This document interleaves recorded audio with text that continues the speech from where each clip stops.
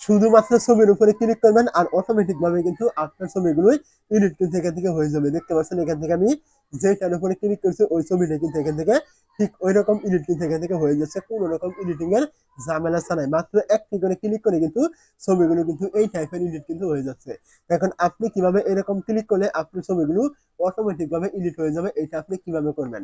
তো এইটা করতে হলে আপনি কি করবেন, প্রথমে চলে আসবেন আপনার যে মোবাইলে থাকা গুগল প্লে স্টোর রয়েছে, এইখানে আপনি চলে আসবেন। তো একটি অ্যাপের প্রয়োজন হবে, তার জন্য আপনি কি করবেন, গুগল প্লে স্টোরে চলে আসবেন।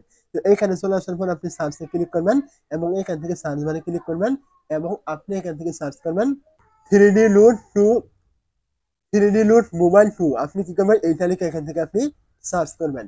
যখন আপনি এইটা লিখে সার্চ করবেন আপনার সামনে কিন্তু দেখতে পাবেন এখানে এরকম একটি অ্যাপ কিন্তু এখান থেকে চলে আসবে। দেখতে পাচ্ছেন এই যে অ্যাপটি, আপনাকে কিন্তু এই অ্যাপটি এখান থেকে ইনস্টল কিন্তু করতে হবে। তো অ্যাপটি আমি আগে ইনস্টল করেছি, আপনি এখান থেকে ইনস্টল করে অ্যাপটি এখান থেকে ওপেনে ক্লিক করে অ্যাপটি ওপেন করে নেবেন।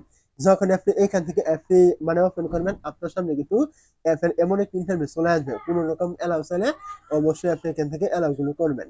তো অ্যালাউ গুলো এখান থেকে করে দেওয়ার পর আপনার সামনে অ্যাপের কিন্তু এমন ইন্টারফেস চলে আসবে। এখান থেকে আপনি দেখতে পাবেন এই যে ফটো নামে একটা অপশন থাকবে। যেহেতু আপনি ছবি এডিট করবেন তার জন্য আপনি কি করবেন, এখান থেকে এই ফটোতে ক্লিক করবেন। এখানে আপনি যখনই ক্লিক করে দিবেন আপনার সামনে এরকম গ্যালারির ছবিগুলো কিন্তু চলে আসবে। তো এখান থেকে আপনার যে ছবিটি এডিট করবেন ওই ছবিটি এখান থেকে না পেলে আপনি এখান থেকে দেখতে পাবেন এই যে অ্যালবাম নামে একটা অপশন থাকবে। আপনি এখানে ক্লিক করলে এখান থেকে কিন্তু আপনার গ্যালারির সমস্ত ফোল্ডার কিন্তু এখান থেকে চলে আসবে। মূলত এই যে ফোল্ডার গুলো রয়েছে এইগুলো থেকে আপনাকে যে ছবিটি আপনি এডিট করবেন ওই ছবিটি কিন্তু আপনাকে এইখান থেকে কিন্তু খুঁজে বের করে কিন্তু নিতে হবে। তো আপনি কি করবেন, যে ছবিটি এডিট করবেন এখান থেকে আপনি ওই ছবিটি খুঁজে নেবেন। তো ছবিটি খোঁজার পর আপনি কি করবেন, ওই ছবিটির উপরে ক্লিক করবেন। যখনই আপনি ছবির উপরে ক্লিক করবেন আপনার সামনে কিন্তু বেশ কিছুক্ষণ নোট নিয়ে কিন্তু এমন এক ইন্টারফেস কিন্তু চলে আসবে।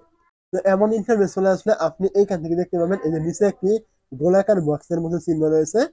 এইখান থেকে এই গোলাকার বক্স রয়েছে এখানে ক্লিক করবেন। যখন আপনি গোলাকার বক্সে ক্লিক করে দিবেন আপনার সামনে এরকম বেশ কিছু নোট নিয়ে কিন্তু এরকম ইন্টারফেস চলে আসবে। তো এখান থেকে আপনি এগুলোকে এইদিকে টানবেন। টানার পর আপনি দেখতে পাবেন এইখানে একটা অপশন থাকবে টপ টু ফাইভ নামে। তো আপনি কি করবেন, এই টপ টু ফাইভ এখানে ক্লিক করবেন। যখন আপনি এই জায়গায় ক্লিক করবেন আপনার সামনে কিন্তু দেখতে পাবেন এই যে এরকম অনেকগুলো আপনার ফিল্টার কিন্তু চলে আসবে। তো এইখান থেকে আপনি যে ফিল্টারের উপরে ক্লিক করবেন ওইটা কিন্তু অটোমেটিক ভাবে আপনার ভিডিওর ব্যাকগ্রাউন্ডে কিন্তু চলে আসবে। দেখতে পাচ্ছেন এখান থেকে যেটার উপরে ক্লিক করবেন ওইটা এখান থেকে চলে আসে। আমি যেটার উপরে ক্লিক করবো ওইটা কিন্তু এখানে চলে আসবে। কোনো রকম এডিটিং এর ঝামেলা কিন্তু করতে কিন্তু হবে না। তো এখান থেকে অনেকগুলো ফিল্টার আপনি এখান থেকে পেয়ে যাবেন। আপনার যেটা পছন্দ আপনি এখান থেকে সেটা দিয়ে দিবেন। দেওয়ার পর এখান থেকে আপনার এই ছবিটি ডাউনলোড করার জন্য এখান থেকে আপনি দেখতে পাবেন নিচে রয়েছে আপনার এই যে ডাউনলোড আইকন। আপনি কি করবেন, এইখানে ক্লিক করবেন। এই জায়গায় ক্লিক করলে এইখান থেকে দেখতে পাবেন সেভ টু গ্যালারি। আপনি এইখানে ক্লিক করলে কিন্তু এই ছবিটি এখান থেকে ডাউনলোড স্টার্ট কিন্তু শুরু হয়ে যাবে। তো আপনি চাইলে কিন্তু ঠিক এইভাবে কোনো রকম এডিটিং এর ঝামেলা করতে হবে না। একটি করে ক্লিক করে কিন্তু আপনি যে কোনো আপনার ছবি কিন্তু এইভাবে এডিট কিন্তু করতে পারবেন।